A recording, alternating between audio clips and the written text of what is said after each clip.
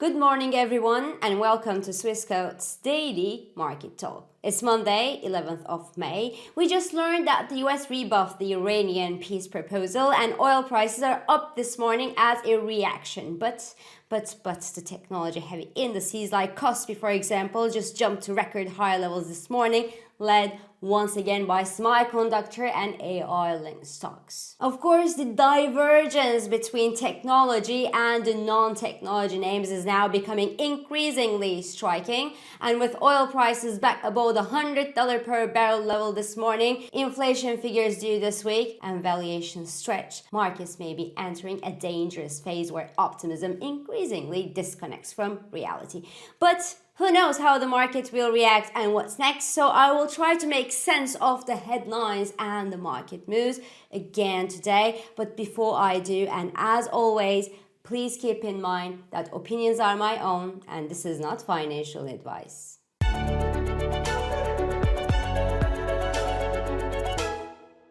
This show is brought to you by Swissquote. So congratulations, ladies and gentlemen. We just reached this Monday the point where the war headlines don't bother AI investors anymore. Because despite waking up to the news that the US just rejected Iran's peace proposal and that the Strait of Hormuz remains closed, and despite the fact that US crude rebounds this morning back to about $100 per barrel level, which is a more than a 5% jump just this morning with no retreat in prices just yet at the time I'm talking here, well, the Korean Kospi index, which was, remember, one of the most sensitive indices to oil prices, is up by more than 4.5% to a fresh all-time high level at the time I'm talking here. Elsewhere, the Nikkei is struggling to push higher with a 1.71% retreat from an all-time high level, while the S&P 500 and Nasdaq futures are flat this morning, with stocks and FTSE futures even pointing at meager gains at the open.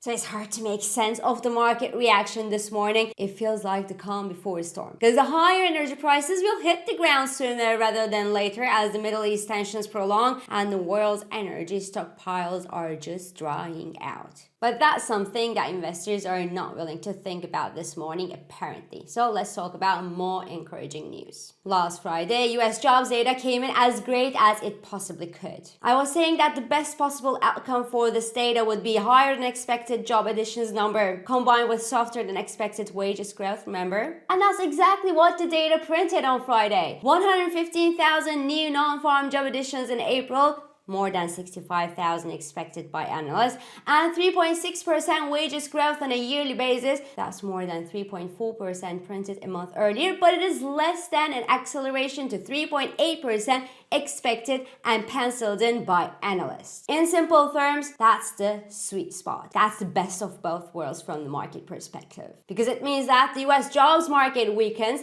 yes, but it remains healthy enough to rule out an immediate meltdown. And wages growth remains higher than the Federal Reserve's 2% inflation target, yes, and it is also accelerating, yes, but accelerating less than penciled in by analysts. And cherry on top, the Michigan's 1 and 5-year inflation expectations were also pulled lower on Friday's data as a sign that the Iran war and the rising energy prices today have not pushed inflation expectations further up. Now, it's maybe because sentiment and the way people perceive the market conditions weaken, but hey, that didn't necessarily demoralize investors on Friday. Not when the US 2-year yield eased on relief that the Federal Reserve could actually keep quiet with no need to intervene to fight inflation yet. Now, bad news is that the US 2-year yield kicked off the week jumping, unfortunately, because yes, bond investors look like they care more about the jump in oil prices than technology investors do, but the S&P 500 and Nasdaq futures again look quite serene this morning. Well, the Dow is a bit less comfy though, with 8.20% fall at the time I'm talking here. That's exactly what I'm talking about. Tech versus non-tech, and we see it again this morning. Anyway, Friday's sweet jobs data gave a boost to equity markets, at least to the technology ones, because the S&P 500 and Nasdaq traded at fresh record highs on Friday. Nasdaq rallied 2.35% as AI names led the rally again, and this time, that's important I think, despite some unideal news on the headlines. Because first, TSMC posted the slowest pace of revenue expansion for a month since October, while CoreWeave, which is an NVIDIA-backed neo-cloud provider, saw its shares drop more than 11% on Friday after giving a disappointing outlook.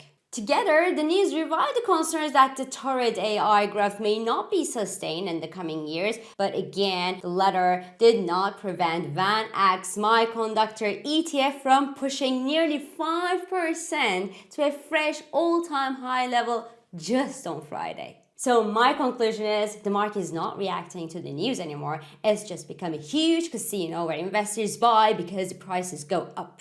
At this point, I'm really wondering what will cause this rally to retrace, because at some point in time, and maybe soon enough, we will see a downside correction. The S&P 500 is up by more than 16% since the beginning of April, and it is trading in the overbought territory since mid-April. Now, earnings beats sure explain the latest enthusiasm and strong appetite since the past 2 weeks, but the fact that the sharp rise in energy prices do not even bother anyone is curious. It is real curious. Actually, it does bother the non-technology names, but no one cares about non-technology names when technology names are doing so great and pulling the market higher. Now, this week, for those who are still interested by the reality of the things, attention will shift to inflation figures. While the European inflation is expected to confirm heating in April due to the higher energy prices, that will probably be coupled with a softer growth number as well.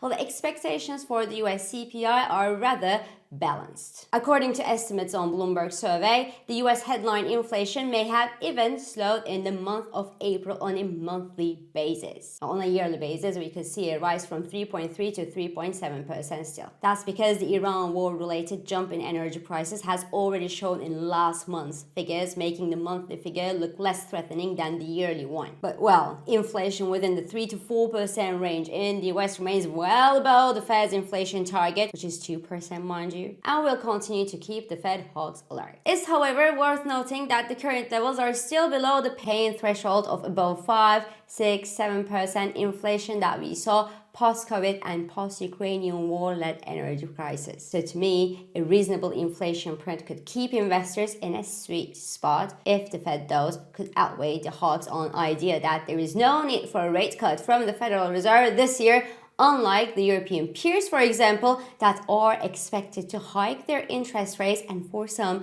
like the European Central Bank, as soon as the June monetary policy meeting. And that dovish divergence, if confirmed this week, should continue to weigh on the US dollar's outlook in the medium run. In the short run, however, the US dollar's direction will continue to be driven by oil prices. Higher oil prices will give support to the US dollar, while lower oil prices will let it soften. And this is why we see a rebound in US dollar index this morning due to a jump in oil prices.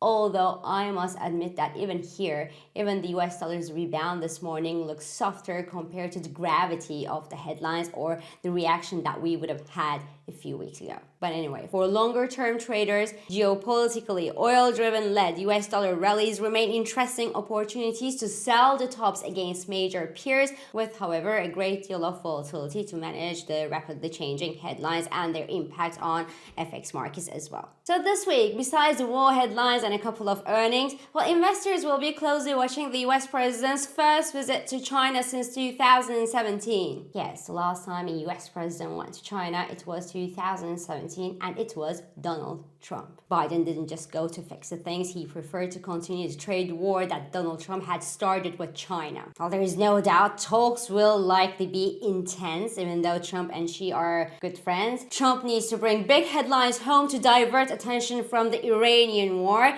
But on the other hand, China today is becoming more powerful than ever thanks to its technology catch-up. electric vehicle and other energy transition goodies that actually showed up in their trade figures despite the geopolitical and the trading chaos that we are going through today. Because the trade surplus in China simply jumped 65% in the month of April in US dollar terms, and that despite a 25% rise in imports, certainly due to high oil prices. Inflation in China has also accelerated in April due to higher energy prices, but China has been fighting deflation since post-COVID era. Hence, the country does have margin to withstand the price pressures for longer than its other Asian and Western peers. So it's going to be very interesting. I think we will see big headlines, but whether the headlines could derail the markets from further rally or not is yet to be seen. So this is all for this Monday. I'm İpek Özkardeşkaya, and thank you for joining me, and thank you for all your beautiful and supportive comments. I hope this episode of Market Talk has been helpful and it has been insightful to you. So please do not hesitate to leave your comments, your reactions, and your questions below as usual. Follow us on Instagram, on X, on LinkedIn, but also on WhatsApp, Threads, Telegram, and Blue Sky for regular market updates. Subscribe to our YouTube channel for daily market comments, and please don't forget to hit the like button to let us know that you enjoy these videos. So I will meet you again tomorrow, and until then, good day trading. Trading and investing carry risks, including capital loss. CFDs in digital assets are volatile and not suitable for everyone. Swissquote assumes no responsibility for accuracy or losses from its use. Products and services are offered only where legally permitted.